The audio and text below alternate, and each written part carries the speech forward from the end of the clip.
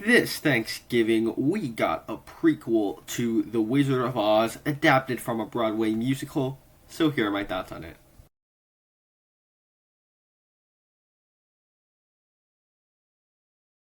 Hi, my name is Nathan, and I talk about a lot of movies on this channel. If you're new, down below in the comment section, share what you thought of the movie Wicked. Over on my channel, I have more content like this. Check those out once this video is over. And if you enjoy this video, click the like button and be sure to subscribe because that really does help a lot.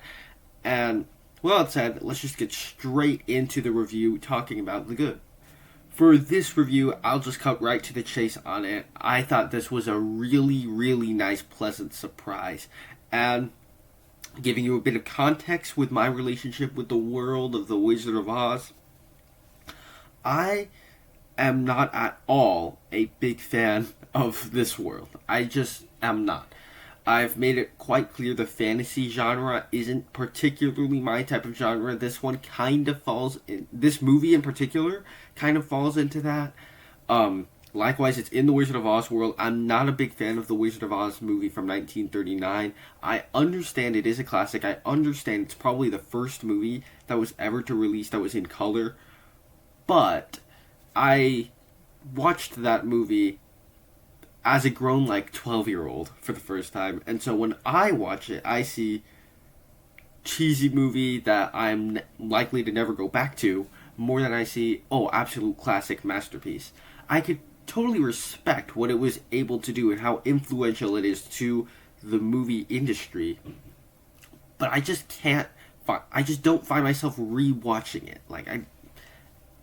It's just not a film that I gravitate towards to rewatch.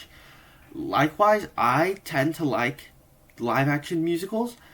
If the songs are good, in particular, my favorite live action musical of all time is probably The Greatest Showman, which is a movie I thoroughly enjoy because of the songs. And likewise, the director for this movie is the director for this movie called In the Heights that I enjoyed back in the year 2021. That was also an adaptation of a Broadway play. So I held out hope that this was going to be one that I was going to enjoy, while also being skeptical because it didn't really look like it was for me. And then I heard all the glowing reviews for it, saw it just this past week, couldn't particularly film a video, even though I'm on break. I've been doing some stuff, so I couldn't film a video. I had to get some stuff watched, but this was a nice, pleasant surprise for me. I really enjoyed this film. And I think of the Wizard of Oz movies that I've seen, it's the Wizard of Oz film that I got the most invested in. This is easily, of all the Wizard of Oz movies I've seen, this is the one where I felt myself most invested into the story, what kind of was going on in it. And simply that's because it's plays a little bit more to my wavelength in its pacing and how it goes. We'll get into more of that later, but let's just start by saying it just feels like it's large in scale and a world in a way that the previous Oz films that I've seen didn't particularly do that, where it makes you want to explore the world of the Wizard of Oz. And as somebody who's not a big Wizard of Oz fan, it pulled me in. I was invested into everything taking place in the film. And as a matter of fact, the first, it did take me a little while to fully get into it. The first hour, I would say, of the movie, which is a good chunk of the movie. The movie's 2 hours and 40 minutes. So the first hour of it, I was just like, okay, kind of charming. Wizard of Oz was musical. Then starts getting into more of the character work, and then I started getting a little bit more invested into it. Where that's kind of where it was that clicking point into okay, I'm on board now. Because the first hour of it is kind of, not to say that it's bad, but it's kind of like just Harry Potter if it was a musical. Kind of like that. It is set at a magical school inherently, with some people with conflicts with each other, but it was charming for the first hour, and then when you started getting more into the characters, I thought I got invested into it more. And that's because this movie just has really, really strong character work, in particular with our two leads, the Wicked Witch of the West and the Good Witch. And this is their kind of their origin story before they became this way. And so, with these characters, you get this template that they're given with the misunderstood villain type character. Like, say, Joker, who it's a tragedy of a man who breaks bad and turns into the Joker by the time you get to the end of it. You get stuff like, more recently, like Cruella. And I think say this lines a little bit more with Cruella than it does with Joker, because this one falls into more of the misunderstood character route than the sort of full-on tragedy route.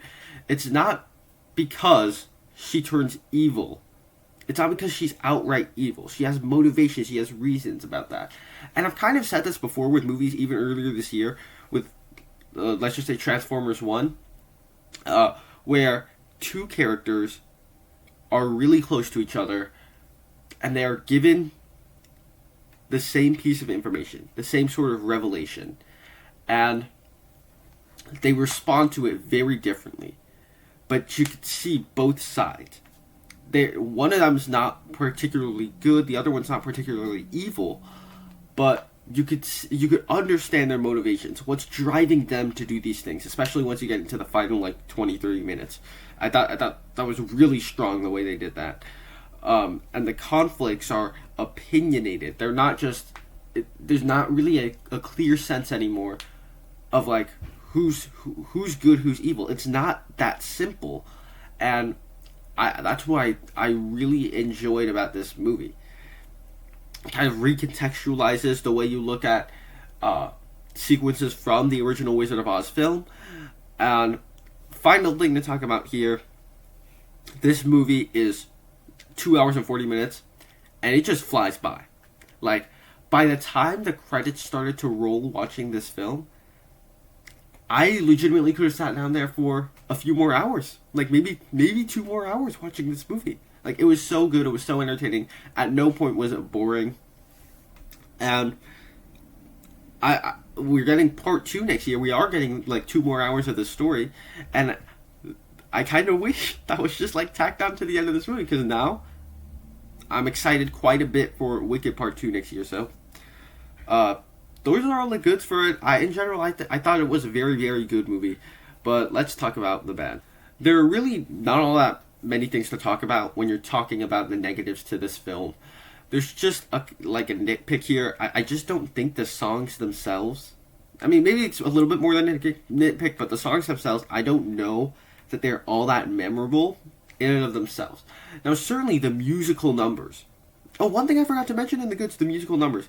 I'll just say real quick here. They're large in scale. They kind of feel like you're in a play, but in the best ways. So the musical numbers are memorable. But the songs themselves, I don't know that I would fully listen to again. But because it's not on Greatest Showman level songs. Overall, I thought this was a very good movie. I went into it not really knowing what to expect, with pretty low expectations, because I'm not a big fan of The Wizard of Oz. And it was just a really good, pleasant surprise that I would recommend you families go see this Thanksgiving. So, overall, I'll give it an A, but those are just my thoughts on it. Down below in the comment section, share what you thought of the movie Wicked over on my channel. I have more content like this. Check those out right now. Thank you guys so much for sticking around to the end, and I will see you in the next one.